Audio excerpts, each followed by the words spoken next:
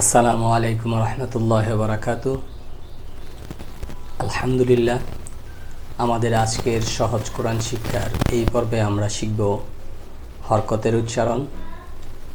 হরকতের উচ্চারণ আমরা জের জবর গত পর্বে আমরা শিখেছিলাম। ইনশাআল্লাহ আজকে আমরা শিখব পেশ। পেশের উচ্চারণটা বাংলার সাথে যদি আমরা সাদৃশ্য করি, বাংলার সাথে মিলাই, তাহলে আমরা দেখবেন যে বা পেশ বু, বয় রসুকার বু, কি দাঁড়ালো? বয় রসুকার বু, বা পেশ বু। রসুকারের উচ্চারণটা আমরা পেলাম পেশের মধ্যে, আকারের উচ্চারণ পেয়েছিলাম জবরের মধ্যে, রস্বীকার ছিল জেরের মধ্যে, পেশের মধ্যে আমরা কি পেলাম? রস্যুকার।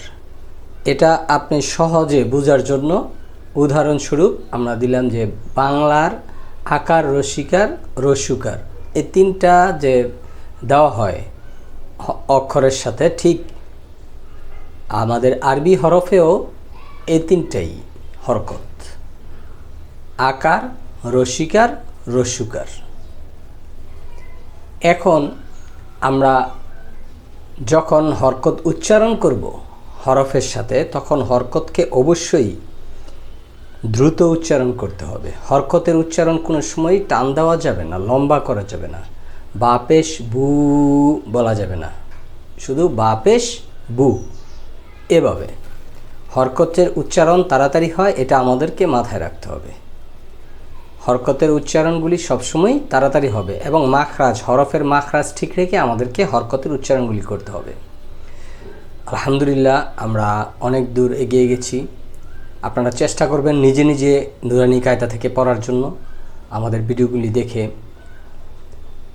নিজে নিজে চেষ্টা করবেন। ইনশাআল্লাহ আপনাদের কোরআন তেলাওয়াত সহি হবে, এটাই আমাদের প্রত্যাশা। তাহলে আমরা স্ক্রিনে খেয়াল করি। স্ক্রিনে কিন্তু এখানে পেশের যে চ্যাপ্টারটা আছে, ওইখানে কিন্তু আলিফ বা ইয়া পর্যন্ত সাজানো না, বিভিন্ন হরফ সমান সমানে রাখছে। কেন রাখছে? কারণ আপনি যাতে উচ্চারণে বেশ কম না করেন।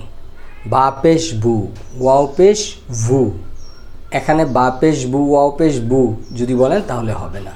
তা পেশ তু, তোয়া পেশ তু একটু পুর হবে। সা পেশ সু নরম, সিন পেশ সু, সৎ পেশ সু, দত পেশ দু, তোয়া পেশ তু, জোয়া পেশ জু, এইভাবে এখানে সাজানো হয়েছে। তা আমরা এই পৃষ্ঠা থেকে আমরা কি শিখলাম? পেশের উচ্চারণটা মূলত রস্যুকারের মতন হয়।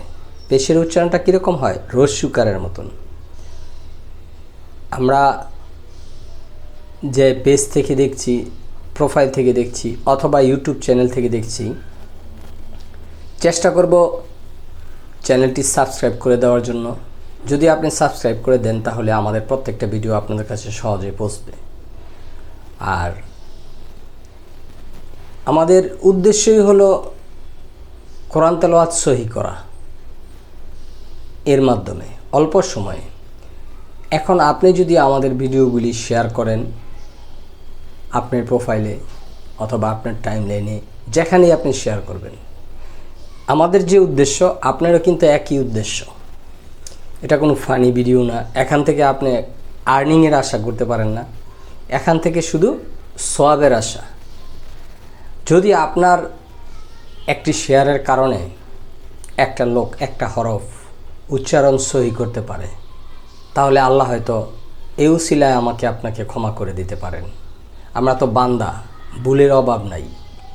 আমরা চাই যে আমাদের কোনো না কোনো কারণে, কোনো না কোনো সওয়াবের উসিলায় আল্লাহ যাতে আমাদেরকে ক্ষমা করে, এই প্রত্যাশা।